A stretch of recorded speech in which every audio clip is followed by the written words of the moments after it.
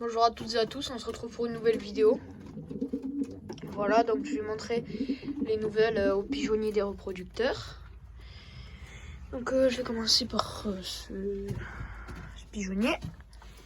Donc tout d'abord, en nouveau il y a ça, donc petite étagère que j'avais dans ma chambre. J'ai mis deux nids. Ensuite ici on a cette femelle, voilà, qui a pondu 2 œufs. Magnifique femelle avec ce mâle, magnifique mâle, mais qui cherche tout le temps des femelles. Même des fois, c'est l'après-midi, donc ça son tour de couver, et il va il va roucouler après des femelles. Ensuite, ici, on les voit bien, une femelle à gauche, magnifique. Franchement, il n'y a rien à dire, elle est parfaite presque. Et le mâle là-bas, pareil. Donc, j'ai réussi à les mettre ensemble, voilà. Ils viennent tous les deux du même colombophile.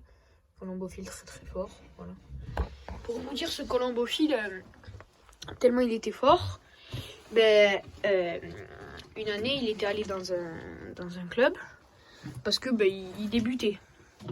Et il arrive et il rafle tous les prix du premier concours.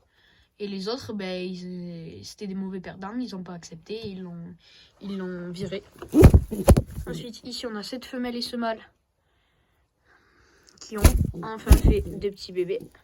Voilà. Des petits bébés. Ouh. Aïe. Voilà.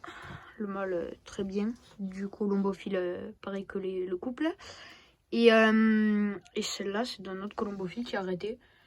Il y en avait une pareille. Je crois que c'est sa sœur. Mais elle est bien mieux en prise en main. Voilà. Donc j'ai gardé celle-là et l'autre, elle est dans ma volière de pigeons de viande. Ici, on va commencer par là.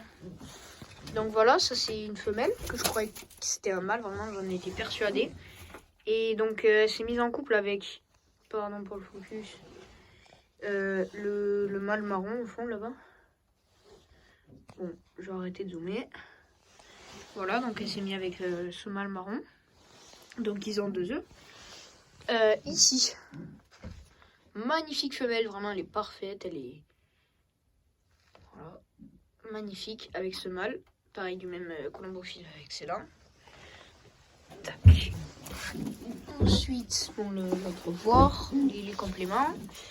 En bas. Donc là-bas, on a le couple avec le mâle mosaïque et la femelle noir boutel blanc. La femelle pond pas, ça commence à me saouler. Le mâle est à fond et la femelle pond pas. Donc là, je lui laisse jusqu'à fin janvier. Et fin janvier, si elle n'a pas pondu, soit je la mets à mon pigeonnier de jeu, soit je la tue. Hein, parce que elle a beau être excellente, elle pond pas. Donc, voilà. Ici, femelle, pareil, que j'ai acheté un derby. Magnifique. Voilà, avec ce mâle. Elle voulait se mettre avec aucun mâle. Et j'ai réussi avec celui-là. Parce qu'il avait pris ce casier et qui recoulait. Je me suis dit, on va essayer. Voilà, elle a pondu son 2e œuf ce soir. Voilà. Tac. Là, il y a un autre. Je vais lui remettre. Hop là. Ensuite, ici, il n'y a rien. La rangée de gauche, il n'y a rien. La rangée de droite, il y en a 2. Voilà, petite femelle. Magnifique. Avec ce mâle. Pareil, du même colombophile. Ce mâle, c'est le fils des 2 du bas. Ensuite, ici, pareil, la femelle a pondu son 2e œuf ce soir. Donc, le mâle à gauche, la femelle à droite. Ensuite, ce mâle magnifique, mâle bleu, voilà. Belge.